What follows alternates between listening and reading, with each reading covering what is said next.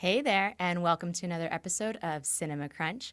My name is Rose Donahue, and we are filming at the Quantum Arc Media Studio in Las Vegas, Nevada. We're trying something a little different today. Our guest is joining us all the way from New York City via Skype. So, this interview may look a little different and sound a little different from usual, but don't worry, we're still going to be talking about some awesome stuff. Today I'll be speaking with Liz Hinlein, a producer and director with experience in commercial, narrative work, and now is taking a foray into documentary work. We'll be talking about a lot of cool stuff today. Thanks so much for joining me, Liz. Oh my God. Hi, Rose. Thank you. What a great intro Oh, that you're so is. sweet. I love what you guys did with that. Thank you. Well, we're super excited to have you. And seriously, you're our first official Skype interview. To be across the country is such a cool thing that technology lets us do today. I know it's magical. It's like a cell phone, having a cell phone. It's like, oh, new technology. It really works for Totally. us. My friend has a tablet with a pen, and he was joking about how the pen ran out of charge, and he plugged it into his phone to charge it. And I was like, that's not something anyone would do even like 10 years ago. My friend had to download software for her toothbrush.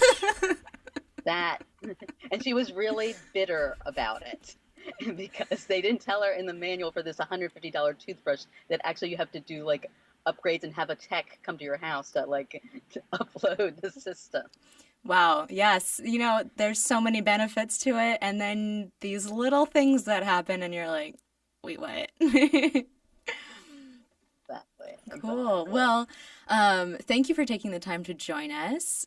You have been in the film industry for nearly 2 decades now, which is phenomenal. So it's great having such expertise in the room. How did you first get interested in filmmaking? I got interested at first. I was at University of Wisconsin and I was taking a film course, and I come from a small Quaker school in Philadelphia, which definitely did not have film. Mostly fine artists were there, but they weren't really into that sort of media studies. And I saw a film. There's two things that happened. I uh, took a film course, saw a film by Bertolucci called The Conformist, and on a big screen, which is a very visual, very evocative neo-realist film from the '60s, and I just was blown away. I mean, being like sort of uh, not naive, but I was from Philadelphia. I did saw like Superman or Wonder Woman, different things. I didn't see like that type of art cinema. That's not my where my family weren't artists or anything like that. So I was really blown away by that. And then I was also a coxswain on the crew team at University of Wisconsin. And I made a short, very stylistic film about the beautiful bodies of the guys who rode crew. And that got me into NYU. Nice. So it sort of started my path of being a visual storyteller through that. That's great. And you were at Tisch pursuing filmmaking. Is that correct? Mhm. When you were at NYU? Exactly. Exactly. And then um, post that, a number of years later, I ended up at AFI studying cinematography. Very cool. Right, and you got your MFA there. Is that correct? Exactly. Yeah, I Exactly. was looking on your website that was a aggressive and rigorous program. Would you recommend that filmmakers go into higher education or have experience in higher education with filmmaking? Has it really influenced how you do your work? I mean, it's an interesting question. I'm a professor as well now. I've taught at USC. I've just was an artist in residence in China doing big master classes. I've taught at New York Film Academy. Um, I think, and it's funny, you can get a lot of information now off of YouTube. You could basically train yourself as a filmmaker pretty easily off of YouTube, but you're missing what I love about filmmaking is it's a team sport, and there's a lot about understanding how to work as a team efficiently that you can't quite get if you're just learning it all from YouTube and stuff like that. And there's also very bad habits that a lot of filmmakers who don't necessarily and do take any classes learn from just being on indie Mm, sets, totally. um, that don't help your career as you move forward because you don't understand how the crews really work or the hierarchy, because it's still, no matter how we were chatting before, that we're pushing into gender parity and and sort of a little bit more free to be everybody equal being hired. There's still, filmmaking comes from a tradition of being a very lateral, up and down. There's the king and then the disciples, and it still runs that way. And what film schools or stuff like that give you the understanding, especially a school like the American Film Institute, which is a very Hollywood system school, classically training, in the vocabulary of filmmaking. Um, and just, it's a great to have that sort of background and understand Totally. that. And if you're a professor as well, that's a great way to supplement your creative work, helping other people learn about how to create work as well. And I imagine it kind of keeps the ideas flowing because you're kind of part of your job as a professor, I imagine, is, bounce ideas and build ideas. So that must be a kind of fun part of the job. 100%, exactly. I mean, it's actually more satisfying than I thought it would be to be a professor, because you you really you get excited about filmmaking, and especially I spent part of my time in LA and part of my time in New York. A lot of Hollywood is about the business, and you start walking back from why you care about making film, and more like, how are we going to make this deal, how are we going to get this project Mm, off the ground, how are we going to do this, but not how are we sculpting, what is the story, what are we trying to say. So it's really refreshing and as you said, invigorating to get back to storytelling and how to do that in a masterful way. how do you find the balance between being a professor and doing your own either creative work or other production or other producing and directing opportunities? Well, I mean, the better schools, they all want you to be a working filmmaker. I mean, because they want you to be current for the Yeah, kids. And so they want your resume to be current. They want that. So it's actually an interesting balance, because you talk the art with the kids, but then they will let you go out and, or depending how you schedule it, go to your own stuff, sure. and which will always up level the school in the event. Right, for sure. The more work you're doing, the more relevant work you're doing, the bigger work you're doing, the better it is for them, for sure. That's super Right. fun. Very So true. how about being both a producer and a director? How have having both of those experiences affected how you do the other job? Well, it's all, and I'm also a Yes, of cinematographer, course. so I sort of um, the most beneficial thing is being able to, with everything in filmmaking, is talking the language of the people you're talking to. If you're talking to the gaffer, you want to speak in his language or her language. If you're talking to the executive producer, you want to speak in their language. If you're talking to the actors, most importantly, you want to speak in their language. So I think it's a great to understand all those things. And um, as I've gone through the industry, there is this, I don't know if it's a woman thing or something. There's always a little bit of need to, like, someone come save me, or someone like tell me that, like, you can do this project, or someone help me out. And you find as you go along, no one's doing that. And you really, need to put on your bootstraps and go out and make it yourself, or do it yourself. And then your followers, and then your fan club, and then people will come. But no one's necessarily around giving you anything, no matter how talented you are. As is life, right? To a degree.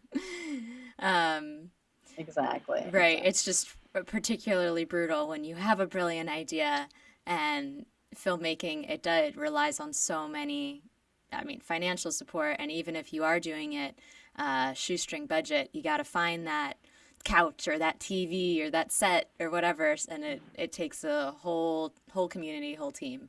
I totally agree with what you were saying about filmmaking being a team sport.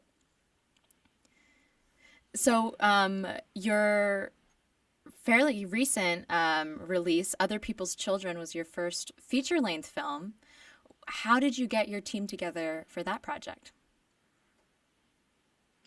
That was a lot of friends and family. I definitely pulled on my AFI community to come out. The DP was a fellow AFIer, Edward Button, who's an amazing cinematographer, has a great eye. Um, yeah, there were a lot of people from AFI on that shoot. And then because I come from as a commercial director background, I pulled in, it's sort of like, well, if you want to work on all these other commercials with me, you're going to come have to style the show, this 15-day show with me, that type of thing. So I brought in the Glam Squad and different people that I'd worked with, on other projects, and because it was literally a 15-day show. Um, I had to work with, and I tried to work with people I knew so I could get it done That makes a efficiently. lot of sense. And as we were discussing earlier about equality and diversity being such a huge topic in the industry right now, I feel like that's sometimes one of the things people run into. They're like, well, I want to work with people I know so that I can get this job done. And so much of the industries in the past hasn't, everyone who knows each other doesn't necessarily represent a diverse group of people. So, Very true. what are some things that you practice to kind of keep things different in the workplace, keep your crew diverse? Have you just kind of from the start of your career always looked for different people to work with? Oh yeah, I mean the excitement to me is whether you're working with the key grip, or you're working with the dolly grip, or camera operators or whoever. It's just that having really great talent is just fun and exciting when people get involved and invested. And my job as the director, or the cinematographer producer, is also how to be a little bit of the magician and get them invested in the show, in the vision, feel like they're heard, feel like there's a reason for coming to work. And a lot of that, and I look for just, I never sort of divvied it like, oh, we have to hire women, we have to hire men, or we have to hire, different races or stuff. Like, it was just more the most interesting Mm-hmm. people. Um, and I find now that what I do agree is just expanding the repertoire of people that outside of that don't look like you. Um, and for, and mostly growing up in Philadelphia, most of my friends didn't look like me. Especially going to like a Quaker school, there was not that many Jewish kids there. It was all different races, and so I think that was a great training ground just to be sort of on a film set. And it is the best when you have multiple different types that are telling the story, because it really reflects the more modern stories that we're seeing today. Absolutely. Um, I think also what you were saying about having everyone on set as your role as a director producer, having people be heard, having people understood, feel like they're really part of the team, because there's somewhat the conversation a lot of time is diversity and inclusion. Like, you can have as many different people, but if they're not feeling like they are actually part of the team and they're able to participate in the conversation, Mm. it's not the same. It's not the same thing. So that's great that you're focused on fostering that environment as well. And I think I completely agree. Any team sport, any filmmaking, anything that involves a large group of people, if you're able to all share your ideas, then some of them will be hits and some of them will be misses, but you got to get through the misses first, right? And you don't get there if people aren't talking. Totally. Yeah. And I wanted to, so you also represent or work on a few boards. The Directors Guild of America Women's Steering Committee and the Alliance of Women's Directors in or Alliance of Women's Directors. Um, how does that affect women in filmmaking? How do those organizations um, work with women Well, filmmakers? well, definitely the DGA, the Directors Guild, was like, and there's some women who were on those committees that really were the first proponents to say this is an ACLU matter, that there's not enough minorities, not enough women getting hired, and they're the first ones that were sort of ringing the bell, um, which is really important because no one else was really addressing the situation. Um, and the DGA still does like report cards on all the studios and how much they're hiring or how much they're not hiring. So that's been very exciting and sort of the forefront of this conversation started in my mind there. The AWD is another film organization for women directors out of LA. It's just sort of fun to talk with other directors, honestly, because everybody understands your pain, and then you can also, you know, collaborate, get ideas, and it's not like there's not film is a competitive sport as well, so everybody wants the cool job or to get into the thing, and what is great is you can see some people, who are doing really interesting work, and then you can sort of understand their career and talk to them or try to emulate it or ask them questions. I'm also in a group called Film Fatales, which is a group for female directors who have done features, documentary or narrative, and they're a very empowered, prestigious group that are really out there making TV, making movies, doing some interesting work. Cool. What would you recommend for someone starting off in the industry as a good resource for how to expand just from the starting ground level? Well, definitely getting onto sets is a good way to do it. And if you're really starting and you don't want to pay for film school, even just like working on film school sets, because you'll start getting to know the crews and you'll start getting to know, um, in whatever town you're in, the people that are involved in sort of more of a daily filmmaking. I think it's about being around the conversation. I think is some of the most important things. And I keep seeing, I mean, there's millions, of different like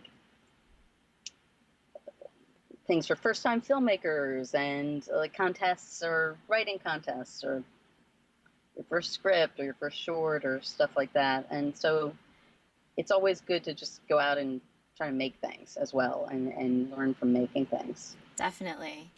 Um, how did you end up getting, from your first video about a rowing team, moving into the commercial sphere? How'd that work for you? That worked because, I mean, that was, as every journey, sort of a little crazy pants, but that worked. I ended up doing visuals for karaoke's, which was really funny, and then I ended up doing hip hop music videos, and then I ended up doing art films for like MAC Cosmetics, and that's sort of my forte is doing that type of work. And from there, then I ended up going into commercials because my started looking more and more commercial. And I have to mention the VR film that you made, Behind the Style. What can you tell me a little bit about what it was like incorporating that new tech into filmmaking? Well, VR is an interesting animal, and I've explored it a bit with a car work and with the Behind the Style and some other projects. And it's mainly on set. It is mainly it's like being a theater director. It's about camera placement because not necessarily moving that camera around is really going to help you with the wide angle lenses that's seeing 360. Mm. So it's about the choreography of the talent to the camera, which is a lot of what that Behind the Style was. And then a lot of the art is the tech that goes on post the shooting. Like the shooting is almost the minimal part of the sort of interest and design that goes on um, once you acquire that material. Then there's a lot of stuff that you can do, and I'm really um, interested in exploring like more like art meets event type work with VR or AR, or all the different sort of ways the medium is pushing basically to story tell, but not in just a linear narrative Yeah. progression. Cool. And it's possible with these new technologies coming out. It's amazing what the possibilities are. So that's really neat that you've kind of dove right in and are trying it out. That's so cool. Thank you, thank you. Yeah, I mean, it's fun. It's a totally different experience. You can't be on set. You have to dive behind something or hide behind something, and so it is. You just let the actors or whoever's in front of the camera do their thing after you've coached them. Very much like theater, where you let your baby go out there and they just do the thing. But I think I think the medium has yet to sort of find its real lusciousness, let's say. I mean, it's still the best thing they're doing right now is gaming, and stuff like that. And I'm not sure, in my opinion, it still hasn't found like a feminine voice, because there's a lot of gaming and a lot of tech, because gaming is so popular and makes a lot of money. That's of course why I sort of geared in that direction. But I'm always like, well, not every. I like playing games and I like shooting at some things sometimes, but not all the time. Sometimes I just want to be a fly on the wall and be like on the stage of a fashion show, like just to do different things that would be just more like sensual and more emotionally exciting than just a visual like Right. adrenaline high. Yeah, cool. God, I wish we could keep talking. We've hit our 20-minute mark, but I'm super glad that you were able to share that with us. It's such an interesting new medium, and to have that observation about the potential of it as an art form and to elicit emotion in a way that's not just the video game stuff. So thank you for that comment. Where can our audience find out a little bit more about your work and follow you online and all that good stuff? Oh, how exciting. So they can, it's lizhinlein.com. I'm sure you guys will spell it out because it's a We hard got last you. name. lizhinlein.com, or my Instagram is lizhinlein, the number one. And my documentary, my hybrid documentary is going to be called Move. And it's about the move crisis in the 80s in Philadelphia. And anybody who wants to shout out about that or has any knowledge about that, I'm very open to hearing your stories. Very cool. Well, thank you so much. If you'll sit tight, I'm just going to do a little outro and then we'll wrap up. Sure. And Okay. it was Fantastic. awesome. Thanks for the time today. Definitely. Thank you, Rose. Super. And thank you all for tuning into this episode of Cinema Crunch.